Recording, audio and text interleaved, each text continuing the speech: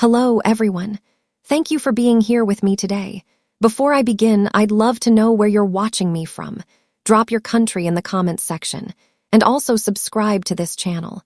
Now, let me take you into this story.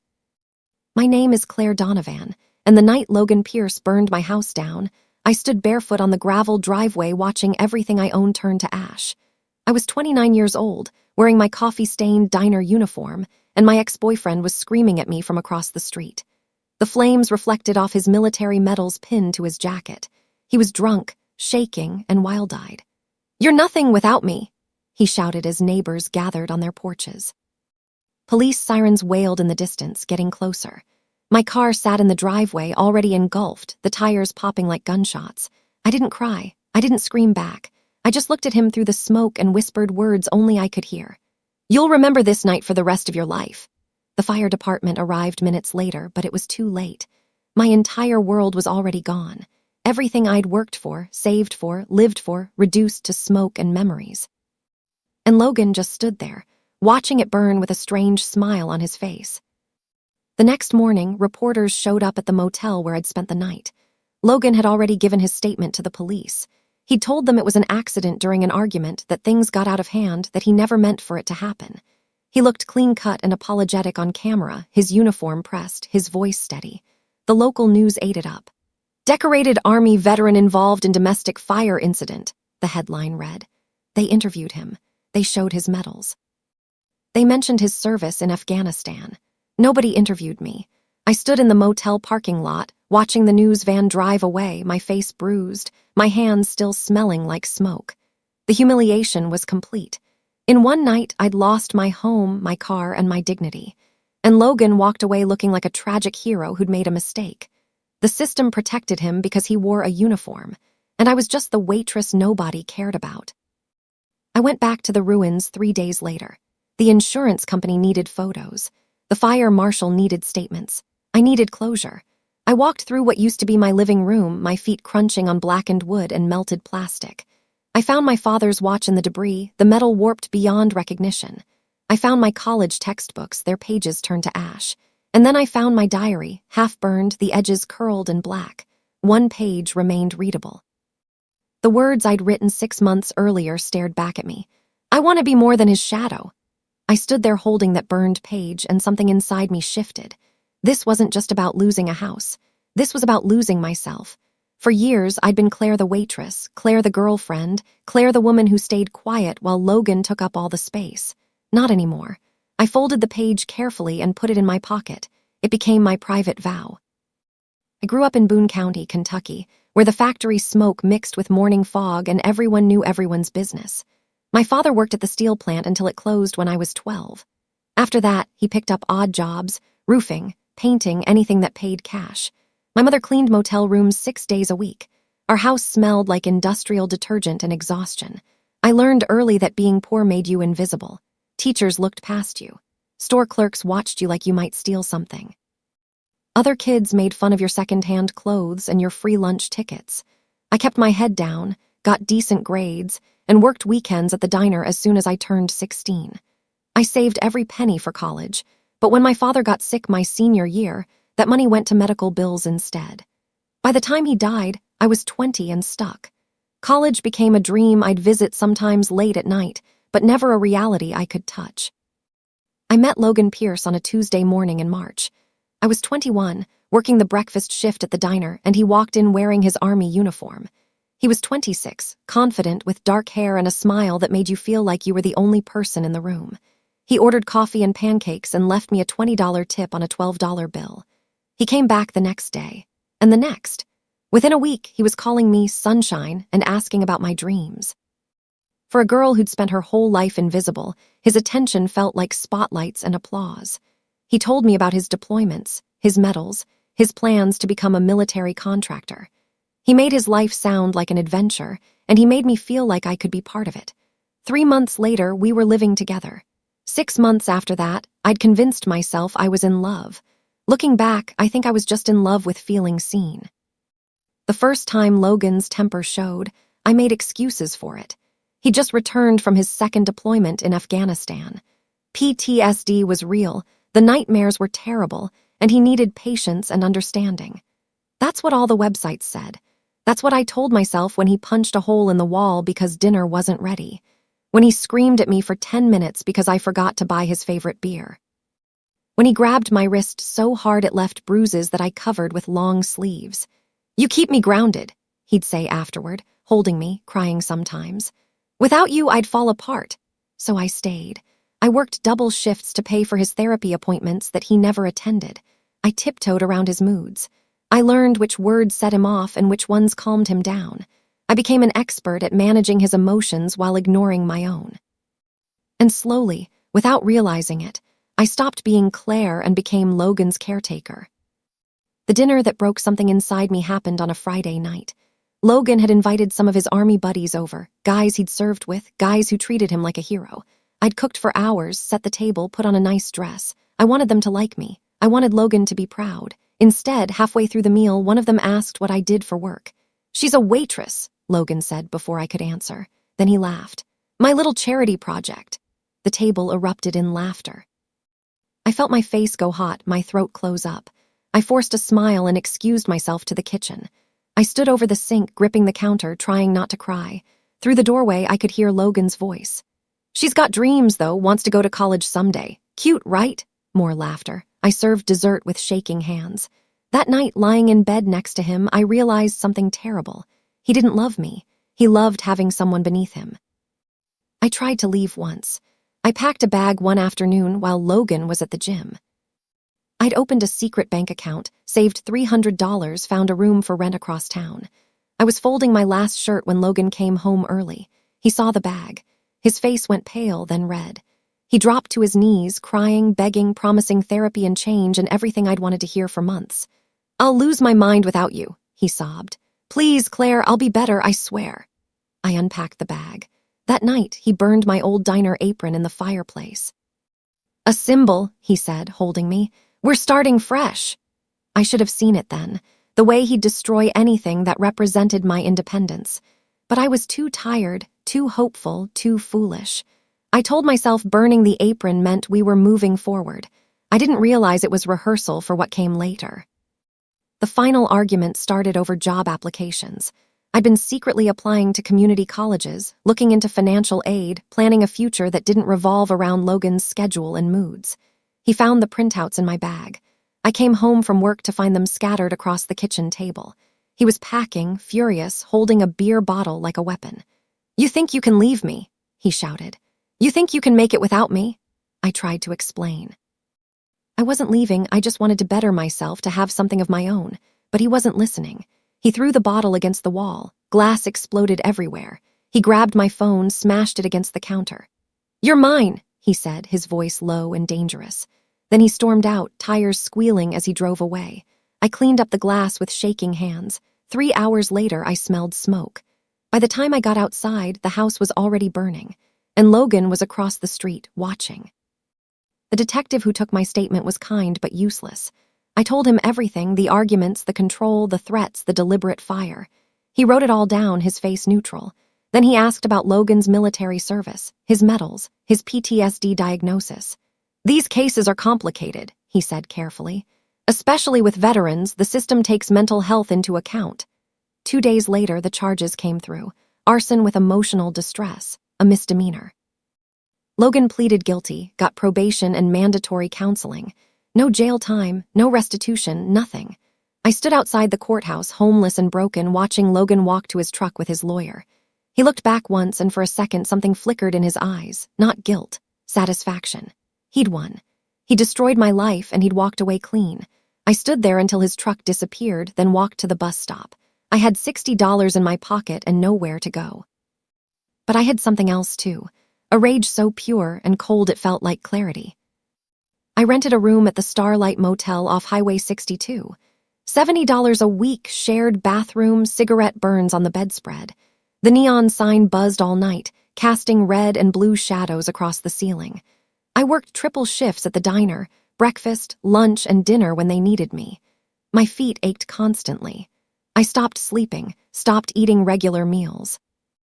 At night, I'd lie awake smoking cigarettes I'd bummed off other motel residents, staring at a recruitment poster someone had left on the bulletin board in the laundry room. Private security contractors needed, overseas positions, high pay, high risk. I stared at it for 3 nights straight. On the 4th night, I tore off one of the phone number tabs. On the 5th night, I made the call. The man who answered didn't ask many questions. "Training starts Monday," he said. "Bring your toughness. Leave your feelings behind." I hung up and looked around my motel room. What did I have to lose? I called it exactly what it was, a deal with the devil. The training facility was in Arizona, all desert heat and barbed wire and instructors who looked at me like I was already a failure. There were 30 recruits. I was one of 3 women. The men made jokes, placed bets on how long I'd last. I didn't talk back. I just worked. The days started at 4 in the morning with 5-mile runs in full gear. Then came weapons training, hand-to-hand combat, tactical scenarios that left me bruised and bleeding. I threw up from heat exhaustion twice the first week. My muscles screamed. My hands blistered, then calloused. But I didn't quit. Every time I wanted to, I'd remember Logan's face in the firelight. I'd remember the way the system protected him while I lost everything. And I'd run another mile, throw another punch, fire another round. One instructor, a former Marine named Hayes, started calling me Steelheart. "You don't break," he said one morning after I'd completed a 48-hour field exercise without sleep. I like that.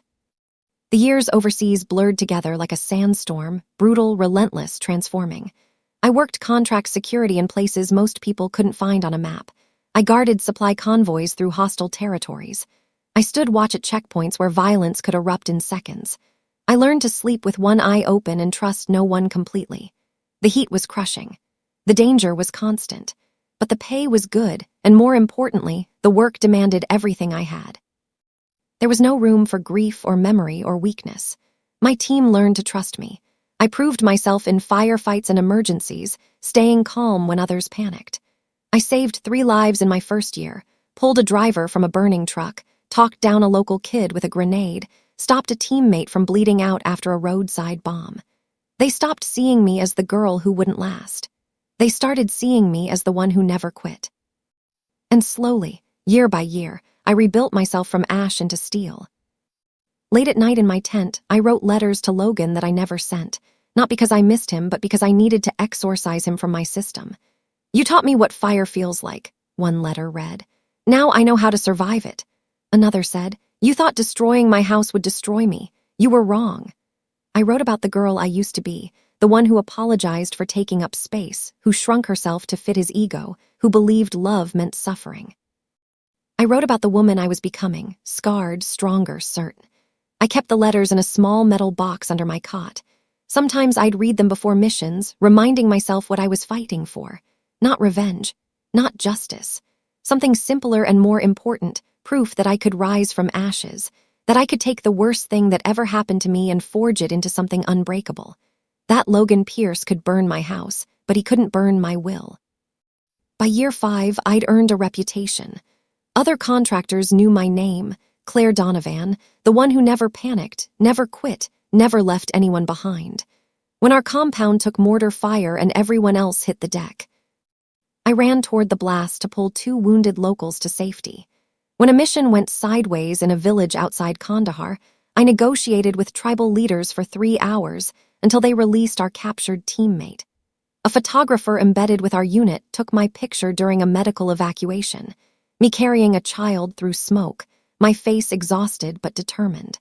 That photo ended up in a veterans advocacy magazine, then a nonprofit newsletter, then a feature article about women in private security. I didn't seek attention, I just did my job. But slowly, quietly, people started noticing. Organizations reached out asking me to speak at events. Veteran support groups wanted my story. I said no at first. I wasn't ready. But the requests kept coming. And eventually I started thinking, maybe my story could help someone else survive their own fire. The furnace years, I called them later. 6 years overseas, moving from contract to contract, country to country. Afghanistan, Iraq, Jordan, Kuwait. Each place left its mark, scars from shrapnel, a crooked finger from a broken bone that healed wrong, sun damage that aged me beyond my years. I was 36 now, Leaner, quieter, carved down to essentials. The girl who'd worked at the diner felt like someone from a book I'd read once. I barely recognized her. I'd saved almost every dollar I'd earned. Lived in barracks, ate mess hall food, spent nothing on luxuries. I had over $200,000 in the bank, more money than I'd ever imagined. One night, lying in my tent after a particularly brutal mission, I decided what to do with it. I'd start a nonprofit helping veterans with PTSD and trauma, the real kind of help, not just therapy referrals and pamphlets, housing assistance, job training, someone who actually listened. I registered the organization online that same night. I called it Phoenix Rising. The email arrived on a Tuesday morning. Subject line, Invitation to Veterans Honor Gala. Phoenix Rising had been nominated for an award, Outstanding New Veteran Support Organization.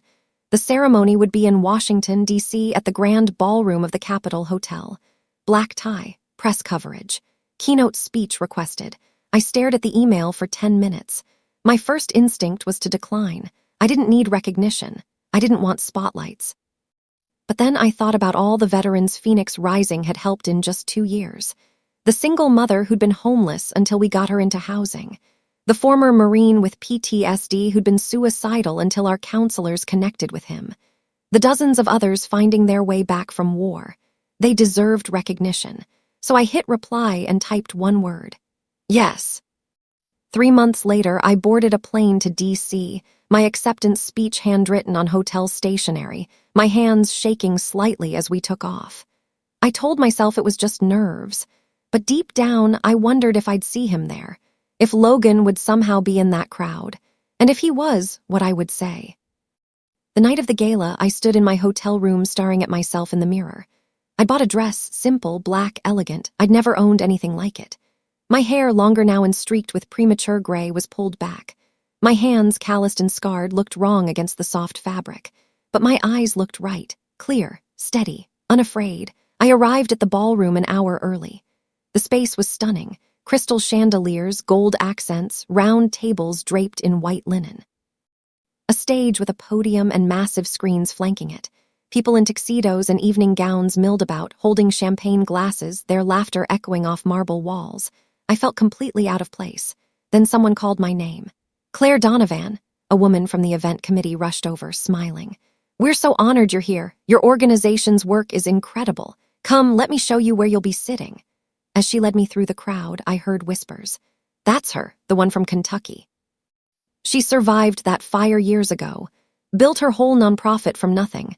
They knew my story, and they respected it. I saw him during the cocktail hour.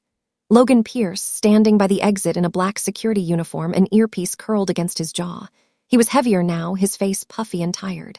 His eyes had a dull, defeated quality I'd never seen before. He was working security. The decorated veteran had become just another hired guard. I froze for a moment, my champagne glass halfway to my lips. He hadn't seen me yet. I could walk away, avoid the whole encounter. But then I thought, why? Why should I hide? I'd done nothing wrong. I'd survived. I'd thrived. I'd built something meaningful from the ashes he'd left me in. So I stayed where I was, talking to the event coordinator, nodding at her comments about the evening's schedule.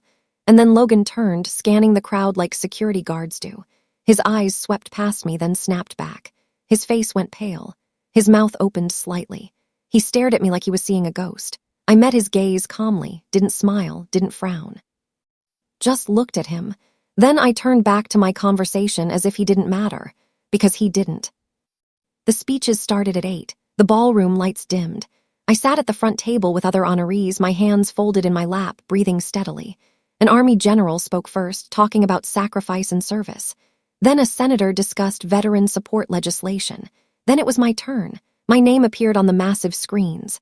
Claire Donovan, founder, Phoenix Rising. Applause filled the room. I stood, smoothed my dress, and walked to the podium. The lights were bright. I couldn't see faces beyond the first few rows. I gripped the podium edges, feeling the wood grain under my scarred palms. I thought of the girl standing barefoot in the gravel, watching her life burn. I thought of the woman who'd written letters in a desert tent. I thought of everyone I'd helped through Phoenix Rising. Then I began to speak. My voice came out steady, clear, stronger than I'd expected.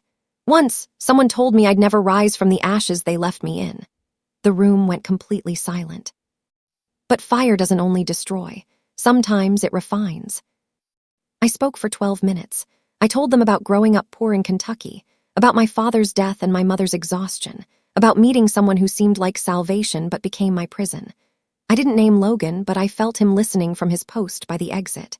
I talked about losing everything in one night, about being homeless and humiliated, about making the hardest choice of my life to rebuild from nothing. I went overseas not for revenge, I said, but for survival. And what I found there changed me. I learned that resilience isn't about never falling down. It's about getting up every time, even when you can't see the path forward, even when everyone expects you to quit. I talked about Phoenix Rising, about the veterans we'd helped, about the importance of second chances and real support. Some people destroy what they can't control, I said, looking directly at where Logan stood. But fire doesn't only burn. Sometimes it forges. Sometimes it creates something stronger than what existed before. When I finished, the silence held for 3 full seconds. Then the room erupted in applause. After the speech, people swarmed me. Hands to shake, cards exchanged, photos taken. A journalist asked for an interview. A donor offered to double their contribution. A veteran with tears in his eyes thanked me for understanding. Through it all, I kept my composure, smiled when appropriate, listened carefully. But I felt hollow inside. Not sad, just empty, like I'd finally set down a weight I'd carried for years.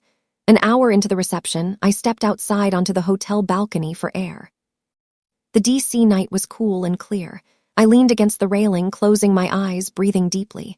I heard footsteps behind me. I didn't need to turn around to know who it was. Claire, Logan's voice was barely a whisper. I opened my eyes but didn't turn around. I don't have anything to say to you, Logan. I know, he said, his voice cracked. I just wanted you to know I remember that night. Every night, I wake up remembering it. I finally turned. He looked older than his years, broken in ways that had nothing to do with war. Good, I said quietly. Then I walked past him, back into the warmth and light of the ballroom. I didn't look back. The rest of the evening passed in a blur. More congratulations, more photos, more promises to stay in touch. I accepted Phoenix Rising's award, a crystal sculpture in the shape of a flame. The symbolism wasn't lost on me. At 11 o'clock, I finally escaped to my hotel room, kicked off my heels, and stood by the window looking out at the city lights. Washington, D.C., spread before me like a carpet of stars. Somewhere out there, Logan was probably drowning in whatever bar he'd found. Somewhere out there, veterans were struggling with demons I understood too well. Somewhere out there, women were making the same mistake I'd made, thinking love required self-destruction. I placed the crystal award on the nightstand next to a faded photo I always carried, my parents on their wedding day, young and hopeful. I did it, I whispered to them. Not just survived, not just recovered, I'd transformed. I'd taken the worst thing that ever happened to me and turned it into something that helped others. That was victory, not revenge, not justice, just transformation. I flew back to Kentucky the next morning. Not to Boone County, where I'd grown up, but to Louisville, where Phoenix Rising had rented office space. We had 3 full-time staff now and a dozen volunteers. We'd helped over 200 veterans in 2 years. The work was endless and exhausting and exactly what I needed. That afternoon, I met with a new client, a former Army specialist named Maria who'd been living in her car after getting discharged. She sat across from my desk, defensive and scared, waiting for me to judge her. Instead, I told her my story. Not the triumphant parts, the hard parts, the motel room, the shame, the feeling that I'd never be anything but broken. You're not broken, I told her when I finished. You're burning and fire doesn't only destroy, she cried. I let her. Then we made a plan, temporary housing, job training, counseling connections, small steps, the same steps I'd taken. When she left, she hugged me. Thank you, she whispered, for understanding. I watched her walk out and felt something settle in my chest. This was why I'd survived. This was what the fire had forged. It's been 3 years since the gala. Phoenix Rising now operates in 4 states. We've helped over 800 veterans find stability, purpose, and peace. I travel constantly, speaking at events, raising funds, training staff. I'm 40 years old now. My hair is more gray than brown. My hands are still scarred. I'll never be beautiful in the way Amber, Logan's wife, was beautiful. But I'm something better. I'm whole. Last week, my mother called. She still lives in Boone County, still cleans houses, though less frequently now that I help her with bills. I saw you on the news, she said. You looked like a queen. I smiled. I I looked like myself, Mama. Tonight, I'm sitting in my apartment in Louisville, a modest one-bedroom that's completely mine. Outside, someone's burning leaves. The smell of smoke drifts through my window. I used to flinch at that smell. Now I breathe it in deeply. Fire took everything from me once. But it also gave me everything I am now. You can burn a woman's house, her car, her possessions, but you can't burn her will. You can't burn her spirit.